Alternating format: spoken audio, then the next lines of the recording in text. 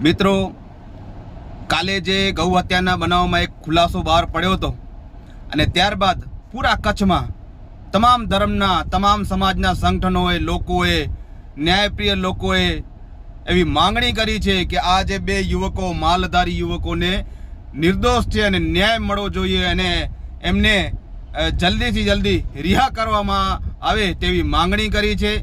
ત્યારે પીઆઈ સાહેબના એક નિવેદનમાં એક ન્યૂઝમાં મેં જોયું તો ક્યાં ને ક્યાં હજી પણ ઢાંક પીછોડું કરવામાં આવી રહ્યું છે, ક્યાં ને ક્યાં કોઈનો બચાવ કરવાનો પ્રયાસ કરી રહ્યા છે। તો સાહેબ શ્રી, તમે હઠ પકડી છે કોઈને બચાવવાની, તો અમે હઠ પકડી છે એ બે નિર્દોષ યુવકોને ન્યાય દેવડાવવાની। તો કચ્છની જનતાને અહીંયાથી અપીલ કરીએ છીએ કે તારીખ 30ના સોમવારે 11 વાગે એસપી કચેરી સમક્ષ આ બે જે નિર્દોષ માલધારી યુવકો છે તેમને ન્યાય દેવડાવવા માટે તમામ લોકોને અપીલ કરી છે કે ત્યાં હાજરી આપે, કારણ કે આ એક ન્યાયની લડાઈ છે।